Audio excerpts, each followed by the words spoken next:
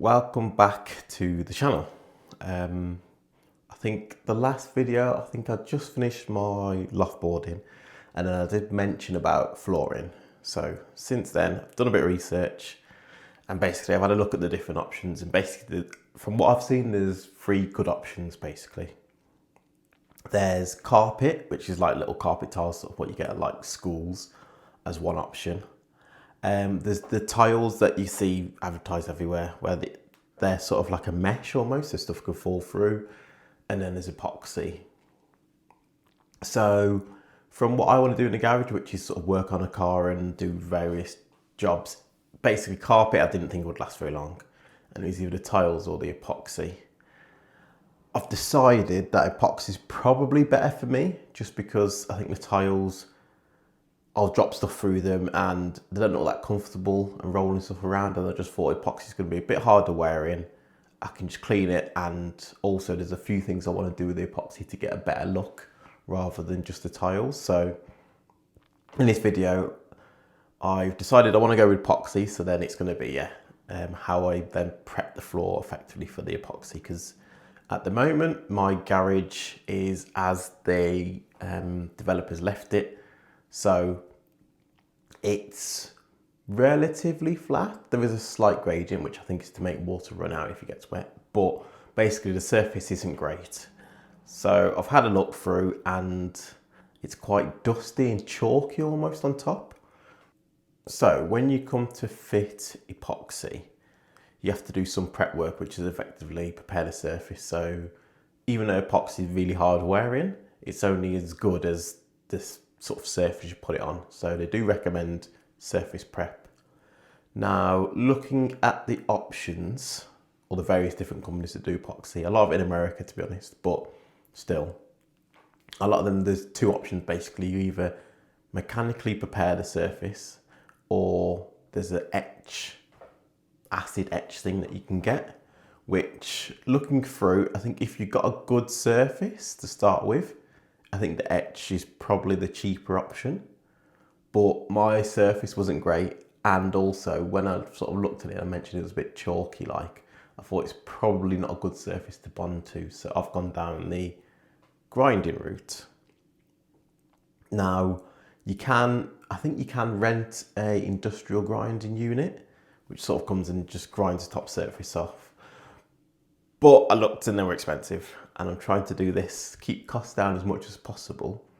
And because I've already got a shop vac anyway, the vacuum, I thought, how hard can it be? So off I went to Screwfix. I bought a 9-inch angle grinder, which you'll see me use later on.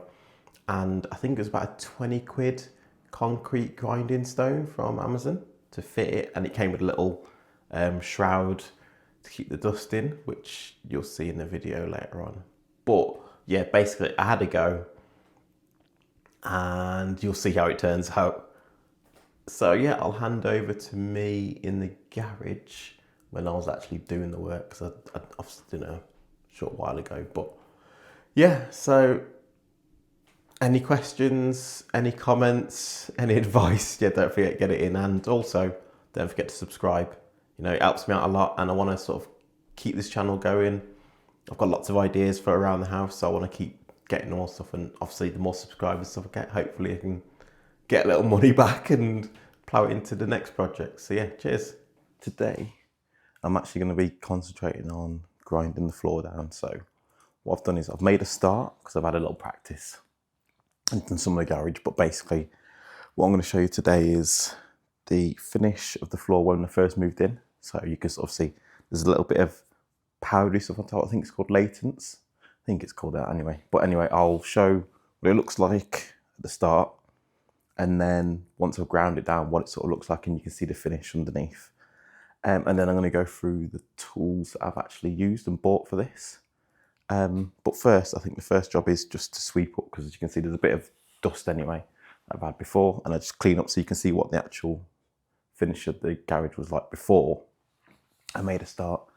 As you can see, some of the rafters have been done, so I did that first, which you'll probably see in the other videos. But this one I'm concentrating on basically prepping the floor before I paint it. So I think some companies actually sell like an etch stuff that you can mix and then I think it neutralises the surface, so you don't have to grind it off. But having ground off and see how actually soft it is and crumbly, I think I'm glad I've gone this route rather than the etch. I don't know if the etch works. I'm assuming it does, but I can't really comment on that. But this grinding, I think, works. So you get down to concrete, which you'll see in a minute. So yeah, let's crack on. But first, I've got to sweep all this mess. And the number one piece of equipment I would say, where is it? Is a mask. You definitely need one. There's a lot of dust, which you'll see later on. But yeah, definitely get this because you don't really want to be breathing in concrete dust. To be honest, it's probably going to take some years off your life. So definitely recommend getting a mask if anything. If this is the one piece, definitely get this, but probably goggles and probably a hat as well because it gets pretty dusty. So yeah, as you can see, the sort of left-hand side is the bit that I've ground back already. And you can see the difference between the surface, between that and the bit on the right, which is how it was left from the developers. Which when I moved in looked okay, but when you grind it back, you realise, yeah, it's not what you want. Right, so just wanted to show the floor before and after really. So, sorry about the noise, I'm just kneeling down. But this, I don't know if you can see it that well, but this is the sort of finish that was left after the builders. That's how they left the garage floor, so you can see it sort of like this, and there's just bits of rubbish kicking around. The white line's just where I vacuumed, but you can see it's not a very flat surface. And it is quite, it's really dusty to be honest. But yeah, it's just not that finish, not a great finish. So what I've done is, this is the bit where I've actually ground it back a bit, and you can see, I don't know if it shows up that one on the computer, on the not computer, on the phone, or on the video, but yeah, it's like a lot more concrete, lack of a better word. It's yeah, definitely a better finish than this, and I feel like when I paint it, will actually key into the actual concrete a bit more rather than whatever this is on top. And I think that's called laitance. I'm not 100% sure, but yeah, just wanted to show a better picture so you can see where I've ground it here, and then this is the bit how it was left from the new build sort of developer. That's how they sort of left the floor, which is fine. It's probably fine for what most people want, but if you're going to paint it, I think you have to do something with it.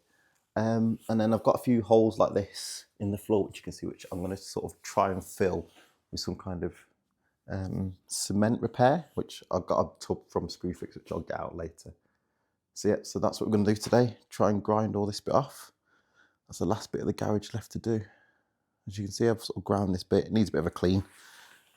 And one thing you'll definitely need is one of these. So yeah, don't try and do it without a vacuum of some description because it gets messy, which you'll see when I start to grind it. It's, yeah, very, very, very dusty. So I thought I'd do a quick time lapse just to show the grinding process. But first I thought I'd slow it down. I'll do it at normal speed so you can see what I'm doing. So yeah, basically as you can see, I sort of go in small left to right motions, I guess. And it doesn't take much, you don't have to press down or anything. It's pretty quick at taking off the top layer, which I said is pretty dusty, and which is why I'm glad I went with the grinding option. Because it does come off pretty easily, so I don't think it would have been great to paint on. But yeah, you can sort of see the bit that I did before in the main bit, the floor was okay. It's only when you go to the edges, or I found anyway, trying to grind the edges when you get a bit of dust kicking up. So it's a good job I've got a mask on because you definitely don't want to breathe that in. But going back to it, you can sort of see a little bit in the corners where I'm just effectively taking on, there's a small little lip on mine, just where I couldn't get in. And then, yeah, just try to do sideways, sort of left to right motions, and try not to keep the grinder in one point still, because you'll see later on there's a few marks where I think I've gone a little bit deeper, and you can sort of see where I've ended up swiping. But yeah, generally when I did it like this and I kept it in big sort of arcing motions, it came out at a pretty good finish. Here I probably should have swept the floor a little bit more first because it got a bit hard to see when you get a bit of the dust sort of collecting. I probably should have just stopped and then vacuumed and then carried on, but yeah, you get the gist. And then I'll just speed up from here so you can sort of see what it looks like at the end.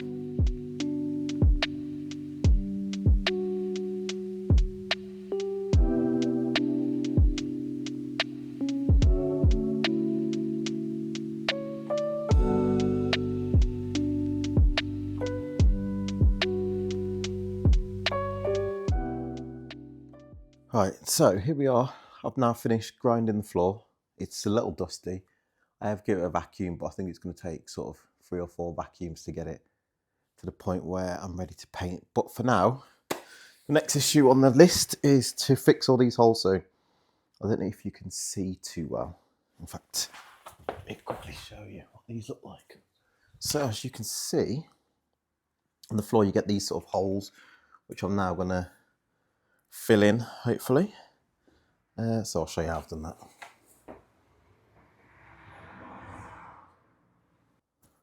Right, where were we? Fill in the holes.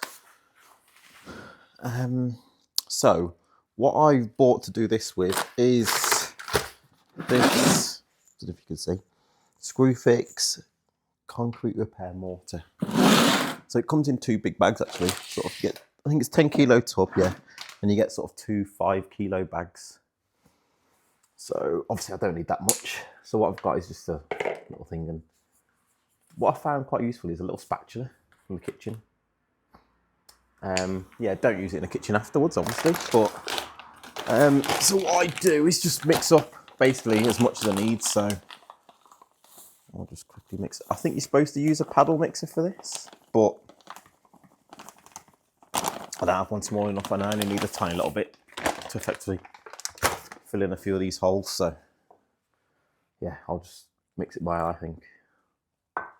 One thing I would say is don't add too much water, because you never need as much as you think, and it goes from dry to wet very quickly. As you can see there, it's nowhere near wet enough, but just add a little bit more.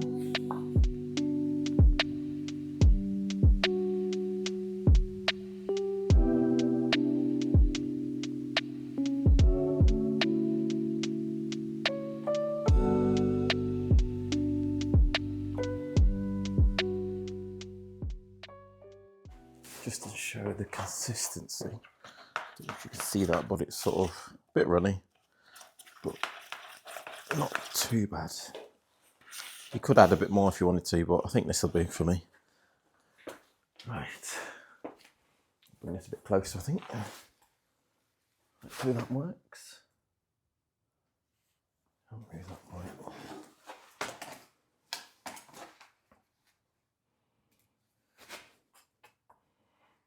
So what I do from here is just spoon it in.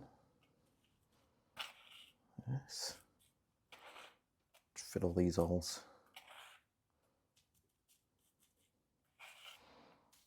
You don't have to worry too much about mess, because what I'm going to do is just basically pack all these out, and then I'm going to come probably tomorrow or in a couple of days' time, and then I'll grind this back in with the the thing that I used to grind the floor. So this is just effectively just to fill them up, and then I'll use that to get them back smooth, because this is going to be quite hard to grind back later. Anything but that. So yeah, I'll just sort of pack it in the spatula,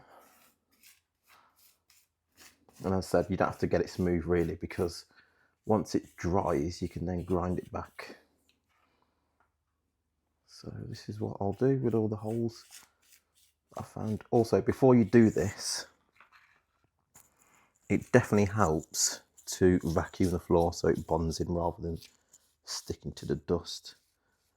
And it also says to apply to a slightly damp surface, which you probably should do, but I'm guessing if you're doing a bigger bit, it probably matters a bit more, whereas mine are just tiny little bits that I'm filling in, so it doesn't matter too much. And I try not to concentrate on really small holes, it's just the sort of bigger stuff. And if you want, you can trowel it in, but as you can sort of see, it's actually, that's all right. And you'll see how easy it comes off with the grinder later, so you don't have to be too precious or accurate with it. You just got to sort of get it in while it's still wet.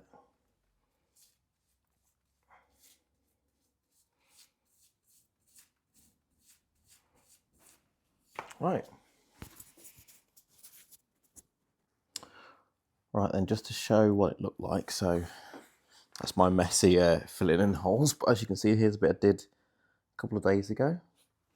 It's probably a bit dry now, but you can see, you can sort of grind it flat back and that fills in the holes anyway. So yeah, I've got a few more bits to sort out and that's it. So here's the garage once I've finished grinding everything. So you can sort of see what it looks like from the outside, but then as we sort of get a bit closer, you can see some of the patches that I put in, but you can sort of see the scoring marks from where I've ground it back, which I mentioned before. So it's not perfectly smooth, but it's smooth enough for what I want to do, which you'll see later when I come to paint the floor. Little quick look at the roof and the hatch. But yeah, back to the floor. I think if you wanted it perfectly smooth, you could apply a self-leveling screed, but I didn't really want to pay for it and it was smooth enough for what I need. So yeah, here's the space. And then in the next video, I will be applying the epoxy. But yeah, you'll have to check back for that next one. Until next time, catch you in a bit.